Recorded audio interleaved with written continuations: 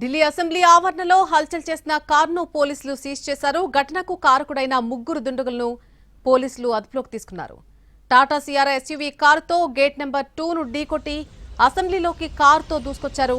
Speaker కారుపై ink చల్లిన దుండగులు chamber దగ్గర పూలబొక్క పెట్టి అక్కడి నుంచి పరారయ్యారు.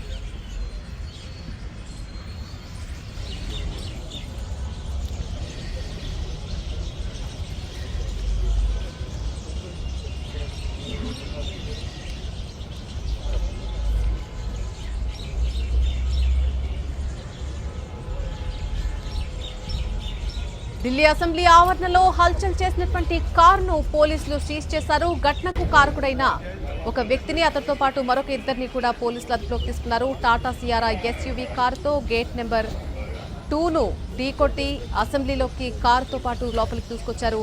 స్పీకర్ కారుపై ఇంకు చల్లినటువంటి దుండగులు ఛాంబర్ దగ్గర ఒక పూలబొక్కె పెట్టి అక్కడి నుంచి పరారయ్యారు.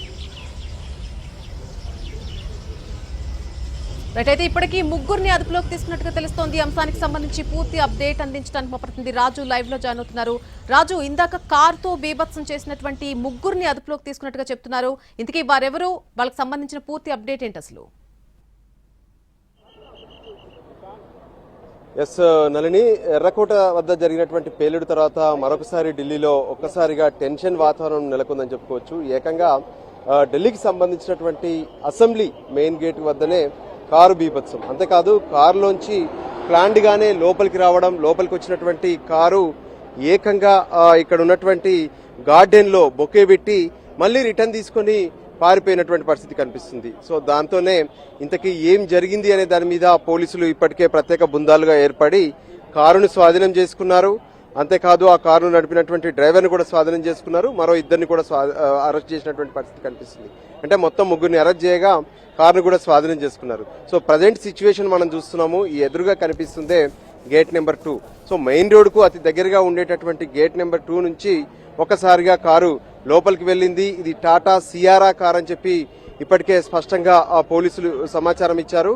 అంతేకాదు ఈ టాటా సియారా కారులో లోపలికి హై స్పీడ్ గా రావడమే కాకుండా లోపలికి వెళ్లారు.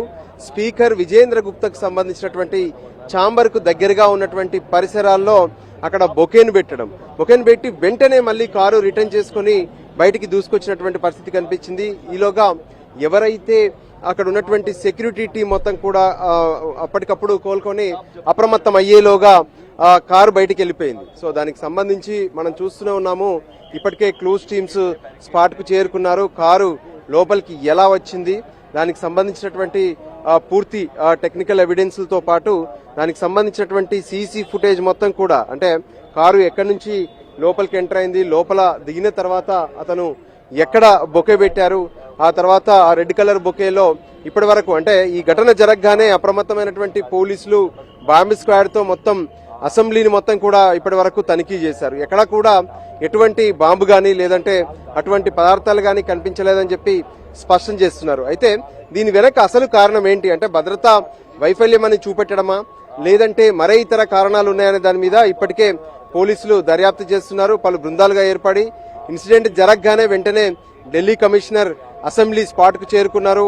వివిధ బృందాలు కారుకు సంబంధించినటువంటి మూవ్మెంట్ అంటే ఇక్కడి నుంచి కారు ఎక్కడికి వెళ్ళింది ఏంటి అనేది కూడా తెలుసుకొని వెంటనే ఆ కారును ట్రేస్ చేశారు, కారును స్వాధీనం చేసుకున్నారు. ప్రస్తుతం ఈ ఇన్సిడెంట్ పైన ఇంకా విచారణ కొనసాగుతుందని చెప్పి ఇప్పటికే పోలీసులు స్పష్టం చేశారు. మనకు ఎదురుగా కనిపిస్తున్నటువంటి పోలీస్ టీమ్స్ కూడా మనం చూడొచ్చు. అటు విజేంద్ర గుప్తా ఎవరైతే ఢిల్లీ అసెంబ్లీకి స్పీకర్ గా వ్యవహరిస్తున్నారో విజేంద్ర గుప్తాతో పాటు మరికొంతమంది మంత్రులు ఎమ్మెల్యేలు కూడా లోపల ఉన్నారు. హై లెవెల్ మీటింగ్ జరిగింది. సో పోలీసులు ఇప్పటి వరకు తమ వద్ద ఉన్నటువంటి సమాచారాన్ని కూడా ఒకవైపు స్పీకర్ కు తెలియజేశారు. మరోవైపు అరెస్ట్ చేసినటువంటి వ్యక్తులను కూడా ఇంట్రాగేట్ చేయడం ద్వారా దీనికి సంబంధించినటువంటి మరింత సమాచారం తెలిసే అవకాశం ఉంది. అంటే ఇది ప్లాన్డ్ గా చేశారా లేదంటే ఎందుకు ఇలా చేయాల్సి వచ్చింది అనేది కూడా చాలా కీలకంగా దర్యాప్తు చేయాల్సినటువంటి అవసరం కనిపిస్తుంది. ఎందుకంటే ఇంత అంటే హై సెక్యూరిటీ జోన్ గా చూస్తాం మనం. అసెంబ్లీ కావచ్చు, పార్లమెంట్ కావచ్చు, అత్యంత హై సెక్యూరిటీ జోన్.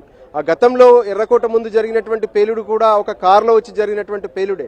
సో ఆ ఇన్సిడెంట్ తర్వాత ఇప్పుడు కొంత టెన్షన్ వాతావరణం కనిపిస్తుంది. కార్లు అంటేనే భయపడుతున్నారు. సో అలాంటిది మళ్ళీ అసెంబ్లీలోకి కారు దూసుకురావడం, అక్కడ బొకే పెట్టడం, వెళ్లిపోవడం.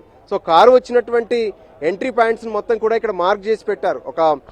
అంటే కారు ఎక్కడి నుంచి లోపలికి ఎంటర్ అయింది, ఆ స్కిడ్ మార్క్స్ వాటన్నిటిని కూడా ఇక్కడ నోట్ చేసి పెట్టారు. వాటన్నిటిని ప్రస్తుతం క్లూస్ టీమ్స్ క్షుణ్ణంగా పరిశీలిస్తున్నాయి. లోపలికి వెళ్ళి కారు మళ్ళీ తిరిగి రావడం, అంటే ఇవన్నీ జరిగేలోపు వితిన్ ది కొద్ది నిమిషాల్లోనే ఇదంతా జరిగిపోయింది. కారు బయటికి వెళ్లేలోపు అప్పుడు లోపల ఉన్నటువంటి సెక్యూరిటీ మొత్తం సైరన్లను మోగించడం, అందరూ అలర్ట్ అవ్వడం అనేది జరిగింది. సో ఆ పరిస్థితితో ప్రస్తుతానికైతే కారుతో పాటు కారు స్వాధీనం చేసుకోవడం, ముగ్గురిని అరెస్ట్ చేశారు. సో ఎవరైతే ఆ బుకే తీసుకొచ్చినటువంటి వ్యక్తి ఉన్నారో దీని వెనక అసలు కారణాలు ఏంటి అనే దాని మీద ప్రస్తుతం అయితే పోలీసులు ఇంట్రాగేషన్ ప్రారంభించారు. సో కారు ఎక్కడి నుంచి స్టార్ట్ అయింది అనే దాని మీద కూడా దానికి సంబంధించినటువంటి అంటే టాటా సియారాకు సంబంధించినటువంటి పూర్తి డాటాను కూడా వాళ్ళు తీసుకునే ప్రయత్నం చేస్తున్నారు. దానికి సంబంధించినటువంటి ఓనర్ని అదుపులోకి తీసుకున్నట్టుగా తెలుస్తుంది. డ్రైవ్ చేసినటువంటి వ్యక్తిని కూడా అదుపులోకి తీసుకున్నారు, మరొక వ్యక్తిని కూడా అదుపులోకి తీసుకున్నారు. సో ఓవరాల్ గా ఇప్పుడు ఈ అసెంబ్లీ వద్ద జరిగినటువంటి ఇన్సిడెంట్ మాత్రం మరోసారి దేశ రాజధానిలో టెన్షన్ లేపిందని చెప్పుకోవచ్చు. నళిని.